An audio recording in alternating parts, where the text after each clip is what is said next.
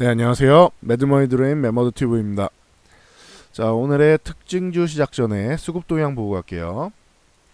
먼저 거래소 주식은 오늘도 큰 매매 세력은 없는데 기관에서 조금 매도하고 있다라는 정도만 알고 계시면 될 것 같아요. 기관에서 매도가 나오는데 이게 다른 데는 그렇다 치는 연기금에서 꾸준히 좋았던 연기금에서 소폭 매도가 나온다. 근데 큰 물량은 아니에요. 조절 정도 나오는 수준이 있다.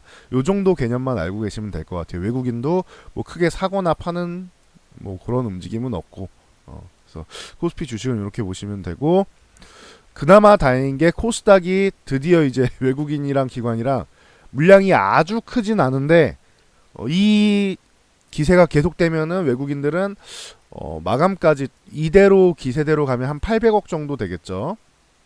네. 중간에 뭐 그만둘지 아니면 키울지 모르겠는데 이대로 마감까지 꾸준히 계속 똑같은 양의 물량을 매수한 800억 정도 될 거고, 기관은 매도하지 않는 정도 수준 된다라고 개념을 보시면 될 것 같아요. 그래서 코스닥이 그래도 여기서는 그래도 하락을 좀 막아주는 거 아니냐라는 뭐 합리적인 의심 정도는 해볼 수 있어요. 근데 요게 조금 더 지속돼야겠죠. 오늘뿐만 아니고 며칠 정도는 지속돼서 적어도 뭐 685포인트 정도는 회복을 해줘야 되지 않겠느냐. 700포인트 회복해줘야지 우려감을 벗겨낼 수 있다. 요 정도 개념 알고 계시면 될 것 같아요. 그리고 어제 외국인 선물 매도가 뭐 대량 매도가 나오면서 좀 우려감이 있었는데 오늘 아침에 이게 한 3,500계약 정도 됩니다. 그래서 환매 나오는데 이게 마감까지 가면 이것도 뭐 7, 8천 계약 정도는 되겠죠. 요 정도 되면 제일 좋은데 여기서 줄이지만 않으면 좋겠어요. 한 4천 계약 정도 매수로 만들어 놓고 플러스로 만들어 놓고 줄이지만 않으면 좋겠어요. 장마감에 좀 줄입니다라고 말씀을 드렸는데 어제도 한 11,000 계약 뭐 매도하다 장마감에 한 3천 계약 정도 줄였죠. 그래서 뭐 그 마감에 줄여가지고 이게 현재 3,500계약인데 2,000계약 이하나 전후 이 정도 나오는 거는 조금 아쉬운 상황이고, 적어도 한 4,000계약 이상만 돼도 저는 개인적으로는 조금 만족할 것 같아요. 그래도 그 뭐 땅굴 파고 지하 뭐 2층 3층까지 쭉쭉 내려가기보다는 일단은 한 번 정도는 정신을 잡는 모양이구나, 이렇게 생각할 것 같아요. 그리고 옵션 만기일에 코앞으로 다가왔는데 오늘도 수급이 그렇게 좋진 않아요. 콜옵션이 매수가 들어와야 된다라고 했죠. 근데 매도가 나오고 있죠. 금액은 크지 않아요. 금액은 소액이라서 언제든지 뒤집힐 수 있어요. 그 풋옵션 매수 같은 경우도 그렇고 콜옵션 매도 같은 둘 다 콜 매도는 위쪽으로 못 올라가게 막는 역할을 한다고 해서 저항을 만든다라고 말씀드렸죠. 그리고 풋 매수는 아래쪽으로 어서옵쇼하고 아래쪽을 이렇게 열어주는 거예요. 아래쪽을 막아놔야 좋은 건데 열어주는 거고, 콜매도는 위를 열어줘야 좋은 건데 위를 막았다. 그러니까 둘 다 안 좋은 거죠.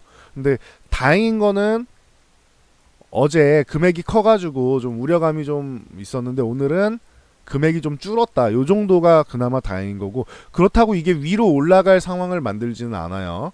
그렇기 때문에 이 수급이 변화하는 게 제일 중요하다. 적어도 내일 모레 옵션 만기일까지는 이틀 남았습니다. 옵션 만기일까지는 콜 매수 들어오는 게 제일 중요하다. 요 부분이 플러스로 바뀌어갖고 적어도 한 4, 50억 정도는 매수가 들어와야지 뭐 위쪽 방향을 본다. 요렇게 생각하시면 될 것 같아요. 그래서 참고하시면 될 것 같고요. 만약에 저수급이 내일 모레까지도 계속 콜매도 풋매수가 나온다라고 하면은 최악의 경우에는 뭐 2050포인트 뭐 아래쪽도 뭐 볼 수는 있습니다. 근데 그 정도까지 마감을 그렇게 할지는 모르겠어요. 위쪽으로 땡기면서 끝날 가능성이 좀 더 높지 않겠느냐라고 보긴 하는데, 아래쪽도 열려는 있다라는 거 알고는 계셔야 됩니다. 무조건 배제할 수는 없어요. 시황이 그러니까. 자, 오늘의 특징주 시작하겠습니다. CJCGV가 2분기 실적 개선 기대감에 힘입어서 오늘 벌써 6%나 올라오고 있어요. 기존에 저항받던 구간 요거 돌파해주고 있죠 지금. 그래서 좀 뭐 멋진 모습을 보이고 있습니다. 뭐 그 37,500원 구간, 요 구간만 안착해줘도 흐름은 양호하다. 요렇게 보시면 될 것 같아요.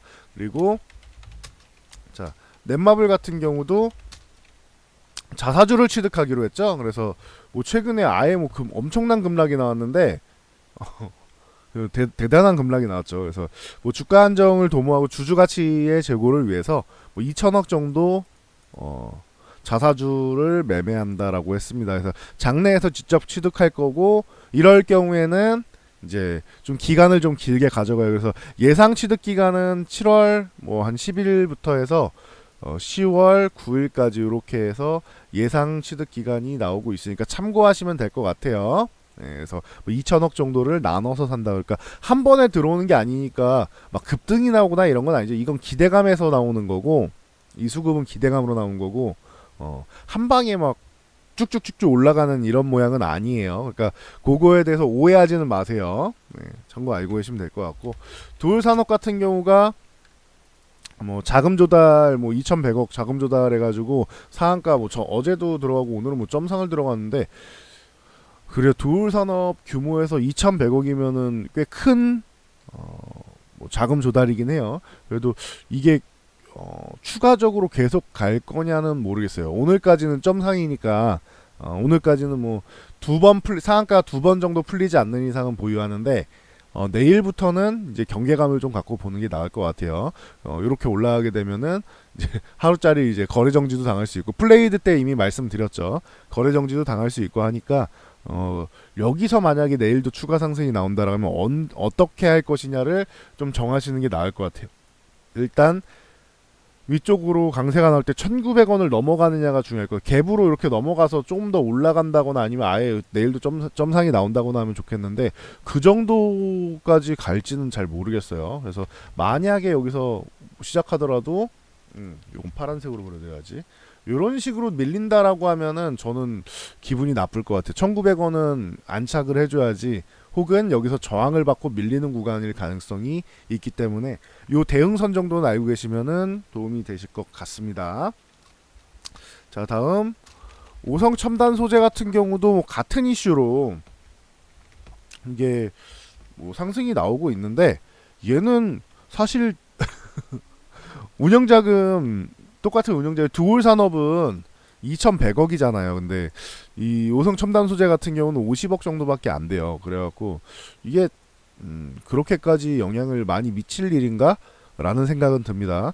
그 폴라버텍스 상대로 해가지고 3자 배정 유증을 하는 거니까 참고로 알고 계시면 될 것 같아요. 그래서 그런지 얘는 조금 약한 흐름이 나오고 있죠. 보시면은 요 구간에서 2,000원 전후되는 구간에 뭐 지금 61선이 있는데 이 구간에서 한번 걸리고 있고 위쪽에서도 뭐 중장기 평선 보면서 걸리고 있다. 그러니까 일단은 여기가 중요한 것 같아요. 2,000원을 넘어서 안착하느냐 여기서 저항 맞고 밀리느냐가 중요할 것 같습니다. 근데 기업 자체가 그렇게 최근에 한 번씩 뭐 테마성으로 튈 수는 있는데 그렇게 탄탄한 기업은 아니라서 그러니까 매매 잘하시는 분들 외에는 썩 그렇게 선호하지는 않을 것 같습니다. 참고하시면 될 것 같고요.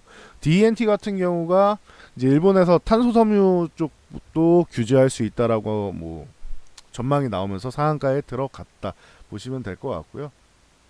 이놈도 위쪽으로는 내일 보면 3,000원 여기를 어떻게 잘 넘어가느냐 위쪽에서 뭐 안착을 하느냐 이런 부분을 잘 보시면은 될 것 같고요. D&T 그리고 이쪽으로 해서 탄소섬유 쪽으로 해서 뭐 일지테크 같은 경우도 뭐 기존부터 이제 계속 얘기가 나오면서 좋았었죠. 오히려 얘 같은 경우는 일지테크 같은 경우는 이쪽을 이렇게 돌파해주는 모양은 좋은 것 같아요. 3,500원에서 3,600원 사이 요 구간을 돌파하느냐가 관건이었거든요.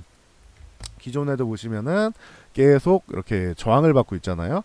근데 오늘 돌파 시도가 나오고 있다. 그래서 3,600원 안착해주면 좋고 못해도 3,500원 위에는 있어야 된다라는 거 뭐 참고하시면 될 것 같아요. 그래서 뭐 여기 상보 같은 경우가 이제 뭐 여기저기 엮여있죠. 탄소 나노튜브나 이쪽에도 관련이 되고 뭐 그래핀에도 관련이 되고 해서 오늘 조금 반짝하는데 뭐 약간 뭐 어제 좀 과도하게 좀 밀린 영향은 있습니다. 그래서 요 종목은 빨리 1,600원을 돌파를 해줘야 되는데 요거는 좀 지켜봐야 될 것 같아요. 참고하시면 될 것 같습니다. 대신 뭐 한 방은 있는 종목인데 여기를 넘어가 주면은 좋아질 수 있다. 1,600원 안착해주면 좋아질 수 있다라는 거 참고하시면 될 것 같습니다.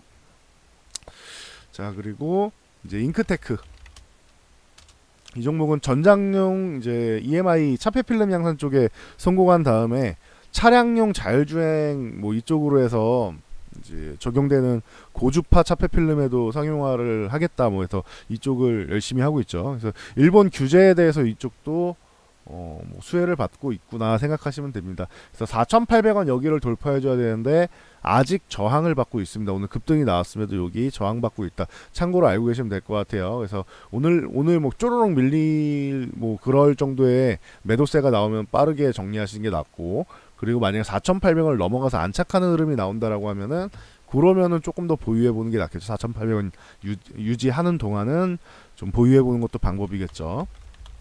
자, 다음 3위각기. 3위각기 같은 경우도 일본 제품 불매 운동에 대한 뭐 수혜주로 거론되고 있다. 계속 요즘에는 다 이쪽이에요. 일본에서 규제를 시작한 다음에 예, 규제 시작한 다음에 계속 수혜주 그리고 불매 운동 뭐 이런 쪽이 대부분 이제 이슈가 되고 있고, 나머지는 이제 힘이 현재는 이제 수급이 없다 보니까 이런 쪽으로만 뭐 수급이 쏠리고 있다. 요렇게 보시면 될 것 같아요.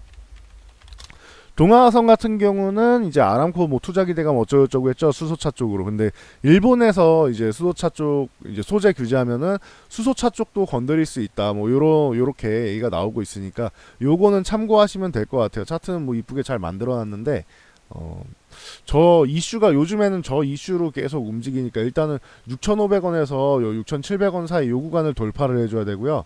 밑에는 요 구간만 유지해줘도 될 것 같습니다. 5,500원 구간 있죠? 요 구간을 유지해주면 되지 않나, 이렇게 보고 있습니다.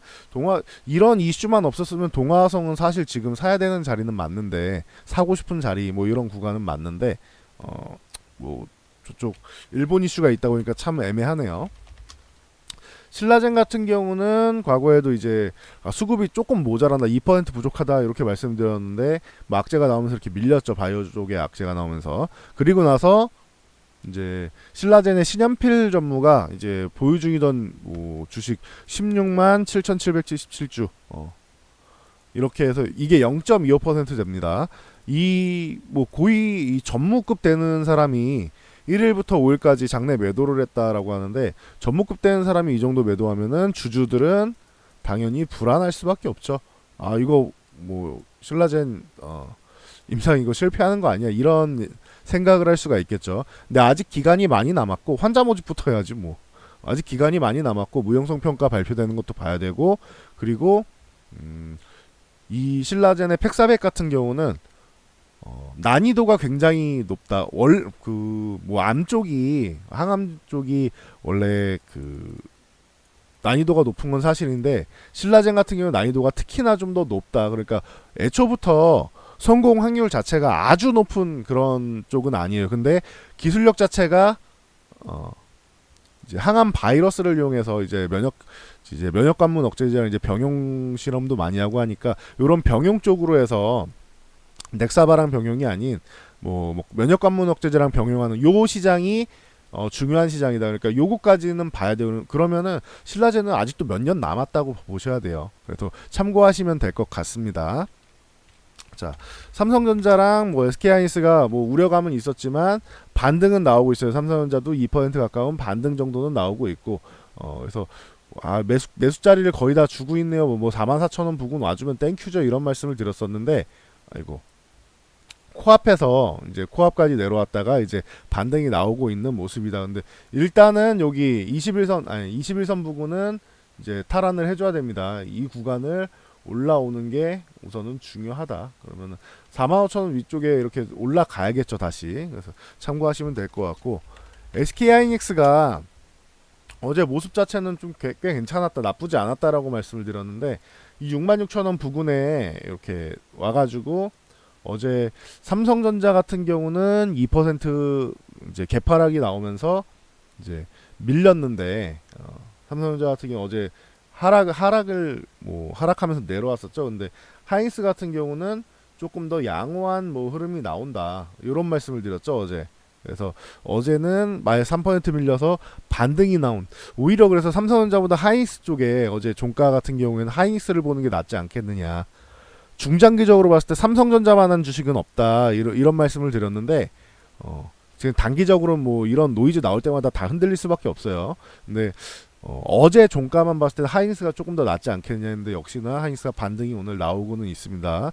근데 아직 멀었죠. 뭐 돌파할 때가 너무 많아요. 그 삼성전자는 위쪽에서 저항받고 그러니까 이 구간까지 갔다 밀린 거예요. 삼성전자 같은 경우는 이해하시겠어요? 삼성전자는 위쪽 구간까지 갔다가 밀린 거고 요걸 좀 내려야겠다. 이쪽 구간까지 갔다가 밀린 거고 하이닉스 같은 경우는 그냥 바닥권에 있는 거잖아요. 그냥 지지받고 올라오는 거잖아요. 그러니까 개념이 좀 달라요. 강한 거는 역시나 삼성전자가 역시나 더 강한 거고 대신 하이닉스는 이 구간에선 지켜준다라는 저점 매수의 의미가 들어왔기 때문에 오늘 좀 더 강하게 반등이 나오는 거다. 이렇게 개념을 갖고 가시면 될 것 같습니다. 자, 오늘의 특징주까지 알아봤는데요. 요즘에 시장이 그렇게 녹록하지는 않습니다. 그러니까 여러분들도 요런 장중에 올려드리는 거랑 뭐 마감 후에 올려드리는 요런 정보들 잘 취합해가지고 성공 투자하시기 바랍니다. 이 영상이 도움이 되셨다면은 요 하단에 있는 구독 버튼 눌러주시고요. 그리고 매일매일 올라오니까 꾸준히 보고 싶다, 받아보고 싶다라고 하시는 분들은 구독과 알람 설정해 주시고 댓글 하나씩 달아주시면 감사드릴게요. 여기까지 하고 물러가 보도록 하겠습니다.